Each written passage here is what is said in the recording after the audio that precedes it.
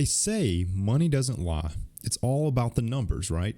But what if I told you that treating personal finance like a rigid science could actually be the reason that you're, stuck? Picture this. You've crunched the numbers, you've calculated every possible outcome, but still something's holding you back. Is it just the math, or is there something more to the equation? In today's episode, we are diving deep into this question. Is personal finance really a science, or is it more of an art? And if it's both, how can you balance them in a way that keeps you moving forward without getting too overwhelmed by the math or paralyzed by indecision? Trust me, this isn't your typical money talk. It's a fresh take that just might change the way you see your financial journey. Let's dive in. Welcome to the Financial Mirror. Where future success is reflected in our knowledge of fixing the one thing we can control, ourselves. Welcome to the Financial Mirror, and thanks for joining me today as we continue to work to improve the one thing that we can control, ourselves. Here at the Financial Mirror, it is not about the numbers and spreadsheets alone, but about transforming and educating you on money so that you can make smarter financial decisions. If this is the first time you are joining in, don't forget to hit subscribe on YouTube to be notified of all the new episodes as they release. If you're listening on Rumble, don't forget to follow the channel and like the video. And if you're on any podcast platform of your choice, don't forget to subscribe, like, and share the episode. So today is all about personal finance, and is it actually an art or a science? This episode comes on the back of a episode I did months back, but has been highly popular around the fact of paying off your house early beating investing. And I'll put a link to it in the show notes if that's just eye-opening to you and you're like, oh, I want to learn more about that very intriguing and controversial video, then you can go and check it out. But the thing about it is, what I notice, and just reading through comments, because I do read through the comments, I do like to get other opinions. I do like to take in other people's sides of the story, because there's always an ounce of truth to everybody else's take. So I do try to take that in and put that into my algorithm to help me understand kind of different situations that people are in. But the thing that it made me realize the most, kind of reading through all that and deciphering what people are going through and their experiences is this really about the numbers, or is this a more of an art, just how you do it versus what you do, right? So it brought me to that question: is personal finance an art, or is it a science? And I tell you, everyone out there, conventional wisdom is going to say no. Finances is a science. 1 + 1 = 2. That is math, and you can't. Finance is just math. It's just balancing numbers, right? And it's all a numbers game. But what I've realized is there's more to it, and I'm sure you have as well. So today I want to break it down. I want to break down this thing called personal finance, and let's discuss: is it purely a science based on numbers alone, or is there truly an art to managing your money effectively? So I'm going to talk through these, just try to help you visualize what I mean by personal finance as a science and personal finance as an art, so that when you have I want you to capture and gather and develop your own opinion. Do you think that it's more of a science, or do you think it's more of an art? And I would love for you to, right now, like as you're listening to this, if you're, as long as you're not driving and listening on a podcast, is go to the comment section before you listen and leave a comment that says like, oh, I think it's an art or a science. And I'd love to kind of see at the end of this episode for you to comment again and say, hey, I changed my mind. Like this is what I think it was. But hold yourself accountable.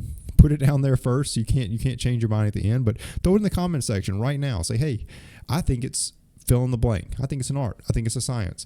I'd love to see how we can talk through it and see if you change your mind or if you're completely stuck on that. But let's see. So today we're going to start off with a science, and I want to talk about how personal finance is typically treated as a science. Well, The number one reason is that it's precise. It's formula driven. It's, because of that, because of the history that comes with it, it's also semi-predictable. I'm not going to say it is predictable. No one predicted COVID. Maybe someone did, but I would love to see the basis at which they predicted it. No one predicts a lot of these pieces. Some people definitely see signs that points to it, but when I think of prediction, it's like I saw A and I evaluated A and it led me to this prediction and this came true, right? It kind of being more concrete, but everyone looks at it and says, this math is a science. Like I said, like I started, 1 + 1 = 2. 2 + 2 = 4. If I have $2 and I earn $2, I have $4. If I now spend $4, I have $0, right? So you can see how, as a science, it makes sense, right? Like it does make sense. And when you think about it, is you kind of go through it, is we all started, and maybe I'm dating a little bit, but probably not dating to everyone that's listening. But, back when you had a checkbook, what did you do? You balanced it. You said, hey, my checking account balance is this. I just wrote this check and I'm going to subtract that from my balance. And now I can see my balance is this, right? There is very, very specific, very specific. We can also think about it from the formula side as a science, being things like we've looked on, even on this episode and on this channel, we've talked, not this episode, but this channel, we've talked about compound interest formulas. We've talked about how you can estimate what your retirement accounts or your investment accounts are going to grow to over 10 years, 20 years, 30 years. It helps with that. We can think through those investment projections, like how much or how often can I, if I dollar cost average and I do this, I can predict and project what I think is going to happen. When we think about it from a formula side or a strategy side, we think about paying off debt. We have the debt snowball. We have the debt avalanche. We have those different strategies out there for how you can get out of debt. Those are very, very precise and formula driven. And if you follow the formula, you will get out of debt, right? Like, to a T, like it makes sense. Like you'd be like, oh, well, if I pay off this much each month and my balance is this and my interest rate on this credit card, for instance, is this, yes, I will be out of debt, right? Like it just makes sense. Now, this is all the science. And I'm not discrediting any of that by any means. I'm not discrediting it. But what I am saying is that while the numbers are very important, and not just like semi-important, not just like, the numbers are good to look at. No, the numbers are very important, but they don't account for this very, very specific thing. And this specific thing carries a lot of weight. And that is the unpredictable variables of real life. Unpredictable variables of real life. They don't account for it. They don't look at it. Compound interest calculators across the board cannot predict what is unpredictable in real life, right? And we can see that time and time again, right? We can see that. Now, once again, I'm not discrediting numbers. I'm not discrediting any of that. But what I am saying is that there are unpredictable factors that science, that formulas, that projections, that strategies will miss every time. There are unpredictable things that they will miss. So now you have to ask, what is that unpredictable thing called? Well, that's the art, right? That brings us to the art of personal finance, and personal finance has an art. So when we think about personal finance as an art, I want you to think about things like intuition. Like you just like, oh, I just have this like bright idea and like sounds really good right now, and I do it or I don't do it, right? Other things like emotional factors. Man, what a crazy thing that your brain can convince you of things that are not even real. That's a real thing. Man, that sounds funny. Your brain can convince you of things that are not factual. Like you can convince yourself that something is there that's not there. You can convince yourself to buy that thing even though you know deep down you don't have the money. You can convince yourself to do all of these things. Like it is that is real life. And sometimes you will be able to negate that. Sometimes you'll be able to fight that off. Other times it will get the best of you. These are emotional factors, and these are unpredictable real life situations, right? They are unpredictable variables in your life, and those are very emotional.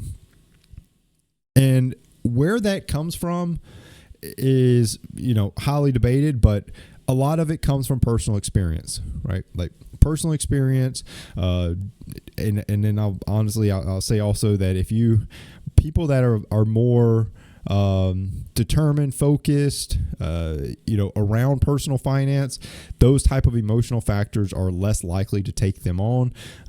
As you become disciplined around personal finance, you'll learn that, you're able to tell yourself no much more easily when it comes to money. Anyways, there's an art to that. There's an art to learning all those things. You see, I've not once talked about dollars, numbers, equations, or anything. I'm talking about things like, the discipline, your mental discipline. I'm talking about things like dedication to learning this stuff, to grasping these things, consistency, to not just doing this sometimes, but doing this all the time, doing personal finance all the time. These are not science-based things. These are very, very artsy when they come to personal finance. Your experiences in life determine a lot about how you spend money. If and this is also, something that has come up recently more in the news over the years, but people not learning about money in like grade school, high school, whatever, but it seems like it's starting to change maybe a little bit. That would be great, because people don't learn how to manage money. And then they're given this money, they get a W-2 job, they start a business, whatever. They don't know how to manage it. And then they lose it. They give it all away. They throw it to the wind because they just don't know how to manage it.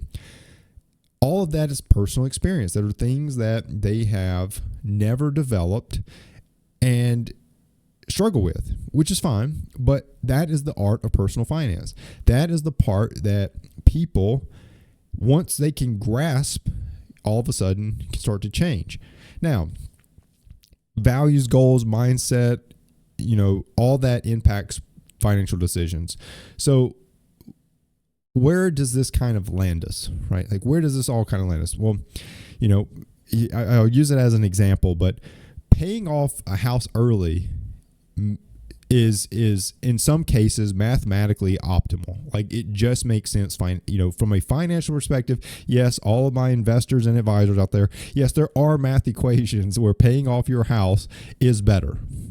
I guarantee you there are math equations out there. Now, is it every single time? No, it's not. However, what it is financially freeing. It is emotionally freeing. It brings you peace of mind, and it solves the art of personal finance, which is one of the main topics that I hit in that episode. I do show some examples of how math equations are not always on the side of investing like everyone says it is. But there's also this like emotional freeing that happens. There's this financial freeing that happens. There's this peace of mind that comes when you solve the art of personal finance, not just the science of personal finance. So, and we could talk forever about kind of those two topics, but where do I want to take this? Where do I want to take this? So if personal finance isn't just about numbers, we talked about that. We talked about the science. How do we strike a balance? If we have to include the art, how do we strike a balance between the science and the art? So I want to talk through and explore some of those, like how you can blend those two things. How you can blend them in such a way that it best suits your financial journey. So the number one thing that I can tell you of how you can start to blend those is stop overcomplicating personal finance. Stop overcomplicating personal finance. This tends to happen when people are putting too much emphasis on the science. The science part tends to lead people to overcomplicating personal finance. They'll say, well, I need my budget to just be perfect. I need it to just be perfect. And if it's not, I just stop budgeting. Like, it doesn't make sense, right? They put so much emphasis on the science that they can become so hyper-focused on perfection that it leads to inaction. If you take a step back and you see that a more complex financial structure, more detailed financial plans can actually cause decision fatigue or procrastination, you realize at that point, if you're doing those things, you are leaning too heavily on science. Your art is slacking, right? Your art is slacking. An example is like the debt snowball method. Psychology in this one wins. It can be more motivating when you can see the small debts just kind of melting away, going. You're losing those debts. You're getting those little small short-term wins. But is it mathematically better? Probably not. Like, I could probably look at most situations and say a debt avalanche is better in terms of how much money you saved. But man, how many people start the debt avalanche and never finish it? How many people start it and never, well, let's say they get started, but they never actually start. They make the plan, but they never actually do anything. More times than not. Debt snowball, you get to see that first $50 debt go away. You get to now roll that in and see that next $150 debt go away. You start to feel those little wins, and all of a sudden you realize that you have now balanced the art and science of debt. You have still incorporated science. There is still a science to what you're doing. You are progressively, iteratively working through your debt. But you've also included the art side to say, you know what? I'm not going to let my own head get in the way. I'm not going to let my own self get in the way of me getting rid of this debt. Sure, I may spend an extra $150 in interest. I may spend an extra $1,000 in interest, but I will save it in the long run because I will be committed. I will be able to get through this, and I will be able to fight off any temptations that I have because I'm getting those little small wins. It's just an example, but it's just that perfect like idea or an example behind how you can balance or what balance looks like. Because the people, if you want to know what it looks like to like lean too much arts to the art side of things, it's where you are not even thinking about numbers. You're just free willy spending. Like, you're just telling yourself yes. Like, things are bad. Your financial situation is not good, but you don't understand it. You don't understand why. You haven't even got to the numbers. Like, there is no science. It's just art, right? It's just spend. It's just, make myself happy with money. It's just short-term living. Too much science is that overcomplication. It's that idea behind I need to literally be so precise. When I start my budget at the beginning of the month, I should not change it. I'm so rigid. Right, like you will fall on your face. Like, you've got to have some flexibility because there is those unpredictable variables in real life that are going to kick in. So that's what that looks like, and that's an example. So how do we implement this? How do we really implement this? Well, the number one thing is to first start off with, where are you at? Are you more science or are you more art? If you're more science, you need to start to understand what is it that is making you possibly overanalyze your budget. If you're more science and you are so number focused, how can you start to really understand how to make it so simple that it doesn't paralyze you, right? Like, that's my suggestion for if you're more science. If you're more art, you've got to start with the numbers. You got to start with the numbers before you kick the art in, right? Like, the art is okay. Like, you need an art to it. That you get more innovative thinking when you are not so binary in your thoughts. So Start with numbers. If you're more arts, start with numbers and create a solid plan that's not complicated and start executing it one little step at a time. But you've got to start to figure out first where you're at, and then how can I get to the middle of those two? How can I get to the middle of it? So customize it. Base it on your goals, your values, your personal situation. That's kind of that artistic side. Like make sure that it's not so, like, don't go to Google and say how to get out of debt and then take this perfect plan. Like, look at your life. Like, look at your life and add that art side to it. Take your personal situation. Take what you want to be working on. Don't, once again, go and ask your best friend or your coworker, like, oh, how are you investing? And then, well, I'm investing. I'm buying real estate properties, and I'm doing rental properties, like all that stuff. Like, that is very science. Think about your situation. Think about your values. Think about your goals. And take that and incorporate it into some numbers, some data, some scientific driven aspects, and you will be at that kind of that perfect equilibrium, that perfect balance. But that is the key. If investing stresses you out, despite the long-term returns that have been historically seen, it's okay to focus on debt repayment for that, like, peace of mind, the immediate impact. If that next situation, that next event happens, like, that's the stuff that stresses you out, like the unknown, focus on some of those investing things that you can start to see some of that long-term gain and watch it grow over time. It just gets you a way to stop being fixated on the number one thing that is right in front of you that stresses you out. So now we kind of know, like, the personal finance, there's both an art and a science. How do you really, really, really determine which side are you on? Well, once again, just ask yourself the questions. Am I, and I think the easiest way is, am I too fixated on the numbers?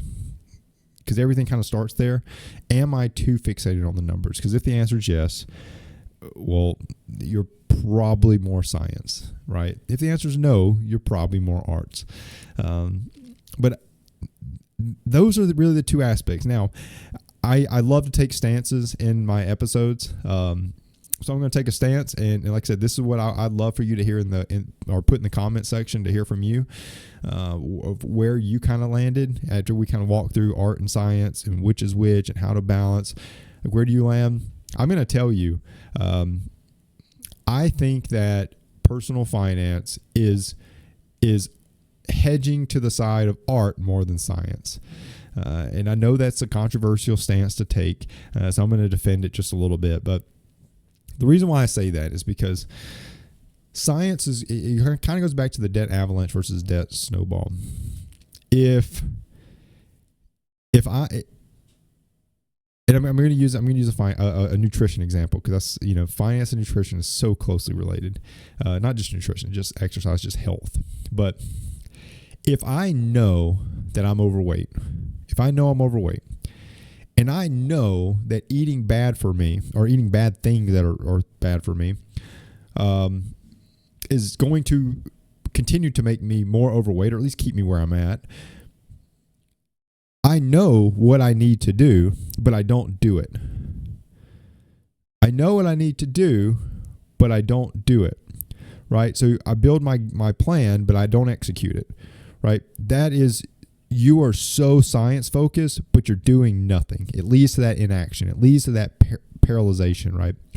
So the reason why I lean toward art, because I think that you need to develop a plan that is going to work for you, and not your buddy's plan, not your mama's plan, not your coworker's plan, nobody's plan, just your plan. Because it needs to balance and mesh with you and your life. And that's why I think that art is much more preferred. If I was going to pick between the two, I would say personal finance is more art, because even if you don't choose the perfect thing, but you do something, you just do something, you will make improvements in your personal finance. Even if there was a 10% return versus a 5% return or a 3% return, sure, you would have ended up with more money if you got if you did the 10% return thing. But there's a good chance that when there's that much reward, there's also that much risk, and there's also going to be that much ability for you to put off, right? You're not going to do it. So why not take the path of least resistance? Why not do something that's a little bit easier, a little bit more palatable, that you'll actually do it, right? Like that snowball.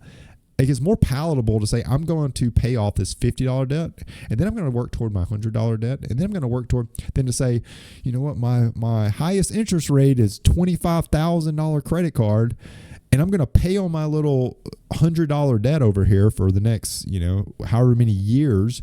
Like I don't actually see any progress for years. $25,000 on a credit card because it's a 24.99 interest rate. Like it's bananas. But science would tell you that that's the way to go. There's an art to it.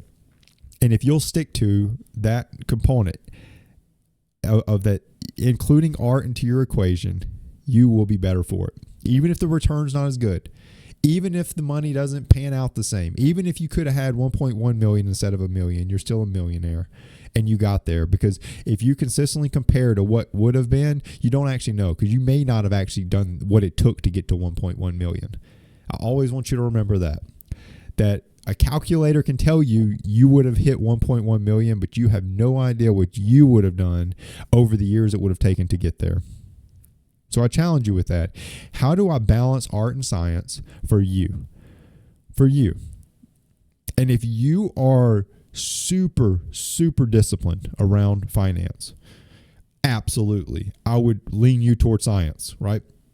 Because if you're so disciplined that you know for a fact that when it's time to go, you go, and when it's time to stop, you stop, cool.